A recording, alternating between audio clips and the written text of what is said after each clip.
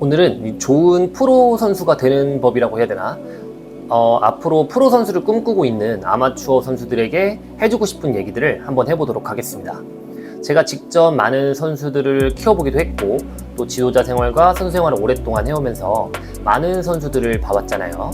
그래서 그 얘기에 대해서 한번 해보도록 하겠습니다. 아마추어 선수들에게 해주고 싶은 첫 번째 얘기는, 일단 아마추어 초반에 운동이 빨리 늘기 위해서는 이 롤모델이라고 해야 되나? 내가 따라가고 싶은 스타일의 선수를 찾고 그 선수를 연구하고 분석하고 따라하는 것이 좋습니다. 사실 이 모방은 운동뿐만 아니라 다른 많은 분야에서도 마찬가지인데요. 누군가를 모방하고 따라간다는 것은 효율이 굉장히 좋은 방법입니다. 누군가를 대상으로 찾고 모방을 할 때는 그 선수가 아마추어 선수나 어정쩡한 선수는 아닐 거 아니에요. 다 좋은 결과를 내고 있는 선수들일 텐데, 그런 선수들은 많은 시행착오를 거치면서 어떤 스타일을 만들어냈을 테고, 안 좋은 습관은 버리려고 노력해왔을 테고, 본인 스타일에 맞는 장점을 끊임없이 트레이닝하면서 발전시켜 왔을 거예요. 그 단계를 완벽하게 생략하는 것은 불가능하지만 꽤 많이 줄일 수 있고, 엄청나게 시간을 단축하면서 효율을 높일 수 있습니다. 이것이 모방의 가장 큰 장점입니다. 모방을 할 선수를 찾을 때는 여러 가지 조건들이 또 있는데요. 제가 한 10년 전쯤에 썼던 블로그 글이 있는데, 이 부분은 제가 나중에 기회가 되면 다시 수정해서 영상으로 소개해 드리도록 하고, 간단하게 말씀드리면, 롤모델이라고 하면 인성적인 거라든지 가치관이나 이런 부분들까지 중요한 것들이 많은데, 그런 거 다 빼고 그냥 격투기 관점의 이 모방 대상으로만 봤을 때 이 두 가지를 생각하면 좋은데요. 나랑 신체 조건이나 이 추구하는 스타일이 비슷한 선수 중에 가장 좋은 기량을 보여주고 있는 선수가 당연히 가장 좋겠죠. 내가 복싱을 베이스로 하고 인파이팅을 좋아하는 스타일이다. 그러면 고민도 없이 토프리아죠. 물론 디테일하게 들어가면 토프리아처럼 펀치 파워가 없고 이런저런 여러 가지 문제가 생기겠지만, 그런 문제들에서 발전이 이루어지는 겁니다. 어차피 토프리아 경기 영상 많이 보고 토프리아가 거리 좁히는 법, 콤비네이션 치는 법 백날 보고 따라해봐야 이 토프리아가 되지 못합니다. 제가 하는 말은 이 토프리아가 되라는 말이 아니라 그냥 효율을 위해 모방을 하라는 것이죠. 이렇게 모방으로 기본적인 스타일을 잡아가면서 나만의 장점을 더 키워나가고 단점은 고쳐나가고, 이 나만의 스타일을 점점 만들어가는 겁니다. 베끼고 훔치고 창조하라.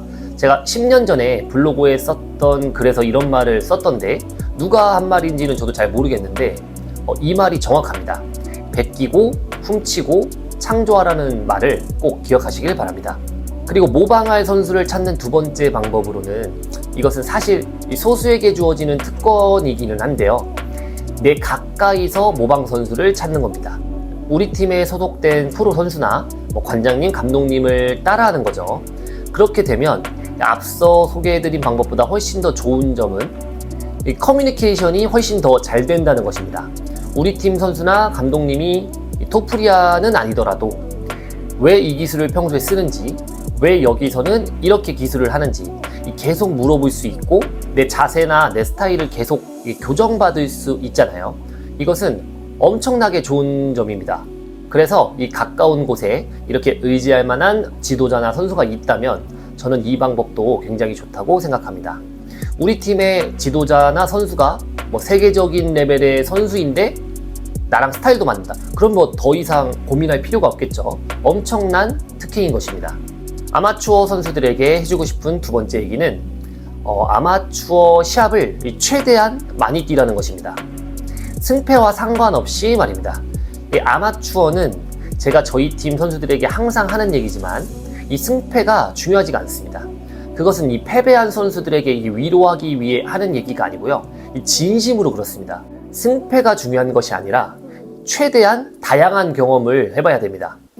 체력적으로 완전 방전되는 그런 극한의 싸움도 해봐야 되고, 그러기도 와보고, 또 그러기를 만들어 보기도 하고, 그래플링으로 끌려도 가보고, 끌고도 가보고, 난타전도 해보고, 킥싸움도 해보고, 이렇게 여러 가지를 다 해보는 것이 좋습니다.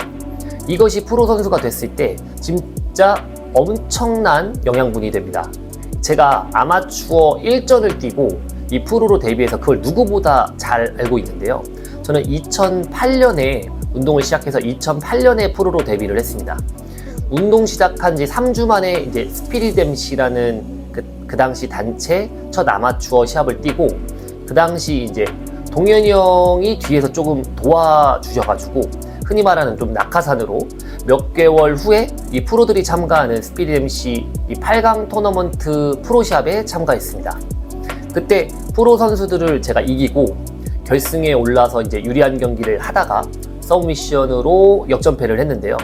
이제 저는 뭐 몇 전 안 되기는 그래도 했지만 아무튼 처음 진 것이고 다 이긴 경기를 막 화려하게 좀 보여주려고 하다가 패배를 한 상황이어가지고 너무 화가 나고 너무 이제 받아들이지 못하고 막 울고 그랬었거든요. 그 당시 이제 동현이 형이나 이제 다른 분들이 오셔서 뭐 위로도 해주시고 칭찬도 해주셨었는데, 이 팀메드에 그 당시에 명호 형, 그 배명호 선수가 저를 부르셔서, 명호 형님은 이제 기억도 못 하시겠지만 아무튼 저를 부르셔서 운동 경력이랑 뭐 이런 걸 물어보시고, 이 기술적인 거나 이런 부분이 아니라 이 마인드적인 면에서 조언을 많이 해주셨었어요. 너처럼 어리고 이렇게 초반에는 많이 져보고 뭐 KO도 당해보고 그걸 조금씩 하나하나 극복하면서 성장하는 게 가장 좋고 큰 도움이 되는 거라고, 진 거 신경 쓰지 말고 또 열심히 차례차례 하나하나 해보라고 그 당시에 그렇게 말씀을 해주셨었거든요. 사실 그 당시에는 그 말이 막 엄청 그렇게 와닿지는 않았어요. 저도 제 감정에 좀 빠져 있어가지고. 근데 지금 생각해보면 진짜 완전 다 맞는 말이거든요. 그만큼 이 경험이 진짜 중요합니다.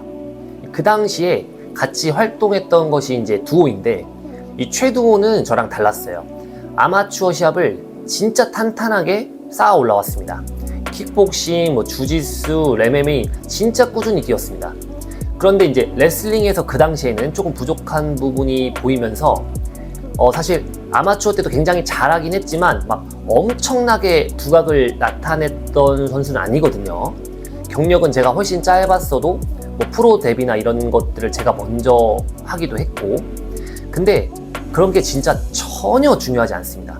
지금 보세요. 제도 선수 아마추어 성적은 진짜 전혀 중요하지 않습니다. 그냥 이 내공을 쌓는다고 생각하고 꾸준히 계속 쌓는 것이 좋습니다. 저는 그때 이제 대회사가 없어지면서 아마추어 대회를 체계적으로 뛰지 못했지만 지금은 상황이 너무 좋잖아요. 저희는 이제 KMMA에 참가하는데 아마추어 대회가 뭐 한두 달 단위로 계속 열립니다. 내가 마음만 있으면 무한으로 뛸 수 있는 거예요. 이 시스템도 굉장히 잘 되어 있고요.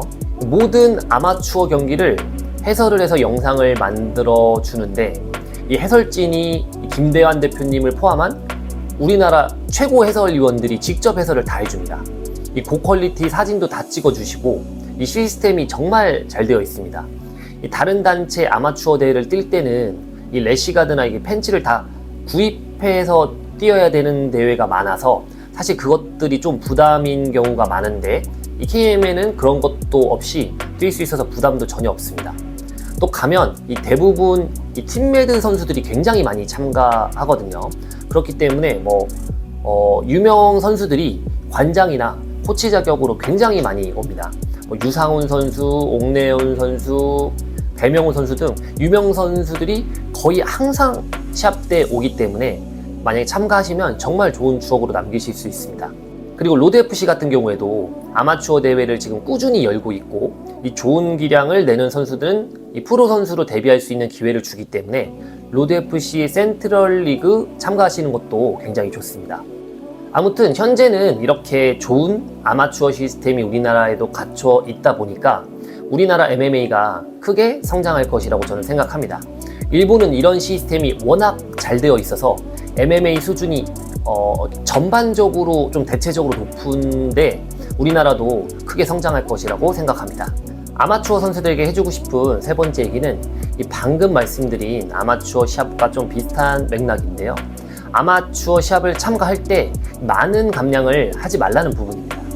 지금은 많은 감량을 해서 파워나 이 체격적인 이점을 이용해 승리를 할 때가 아닙니다. 아까 말씀드린 대로 최대한 이 많은 경험을 하기 위해서 감량을 적게 하고 시합에 자주 참가하는 것이 좋습니다. 저는 그냥 다른 팀 선수들과 좀 강하게 스파링하러 간다, 이렇게 저는 저희 팀 선수들에게 얘기하거든요.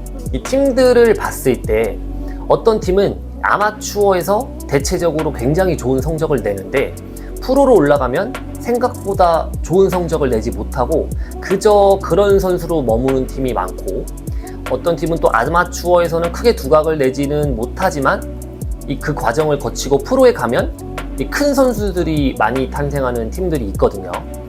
그런 팀은 아마추어 때부터 너무 많은 감량과 강한 트레이닝이 있을 수 있습니다. 어린 나이, 그것도 아마추어 때부터 많은 감량을 하면서 몸을 상하게 하지 말고 아마추어 때는 최대한 건강을 챙기면서 많은 경험을 하는 것이 최우선입니다. 물론 승리하는 것이 이제 본인의 자신감에도 도움이 되고 물론 도움이 되는 부분도 많지만 이 선수 생활을 이어가는 데에도 도움이 되는 부분도 있을 테고, 하지만 저는 잃는 게 더 많다고 생각을 하기 때문에 많은 감량은 하지 않는 것이 좋다고 생각합니다. 아마추어 선수들에게 해주고 싶은 네 번째 얘기는 운동을 꾸준히 하라는 것입니다.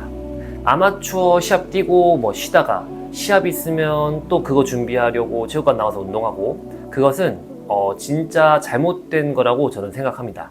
그건 이 프로 선수들, 웬만큼 이 기술이나 이런 부분이 만들어진 프로 선수들이 그렇게 하는 거고요. 물론 저는 그것도 그렇게 좋다고 생각은 하진 않지만, 아무튼 아마추어 선수들은 꾸준히 운동하는 것이 가장 중요합니다.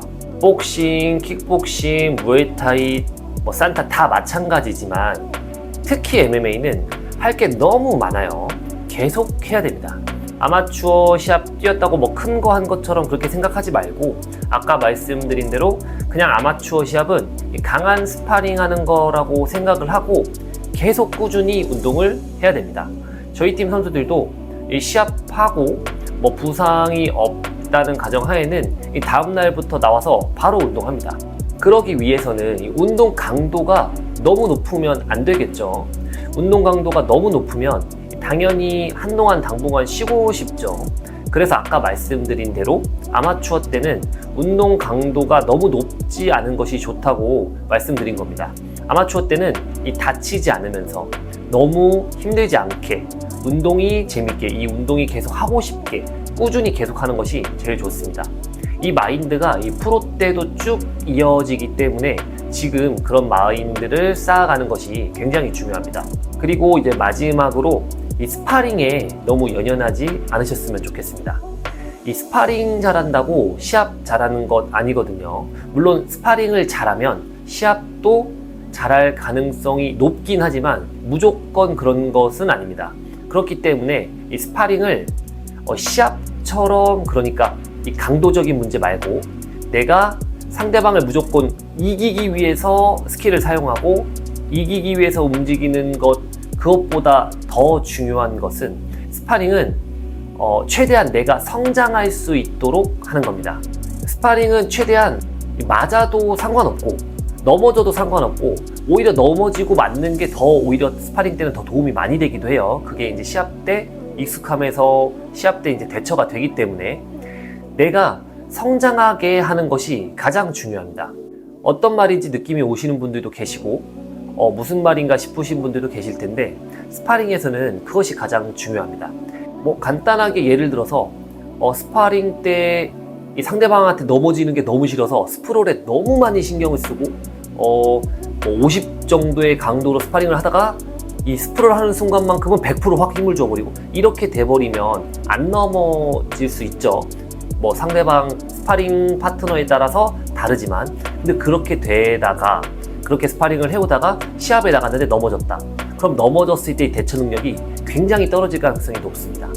그렇기 때문에 스파링은 상대방을 이기려고, 상대방에게 안 넘어지려고, 물론 안 넘어지려는 훈련, 안 맞는 훈련도 해야 되지만 그런 여러 가지 상황을 마주해 보기 위해서 너무 힘을 주지 않고 많이 넘어져 보고 당해도 보고 해보는 겁니다.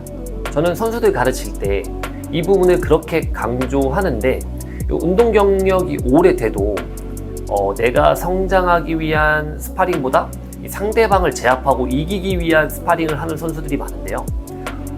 그것도 뭐 나쁘다고는 볼 수 없지만 시합 때 분명히 어느 순간 내가 평소에 당하지 않았던 그런 상황에 놓여지면 분명히 구멍이 생깁니다. 네, 스파링도 제가 해줄 수 있는 얘기가 좀 많은데 다음에 하기로 하겠습니다. 오늘은 이렇게 프로 선수를 꿈꾸고 있는, 그것도 좋은 프로 선수를 꿈꾸고 있는 아마추어 선수에게 해주고 싶은 말을 몇 가지 말씀드렸는데요.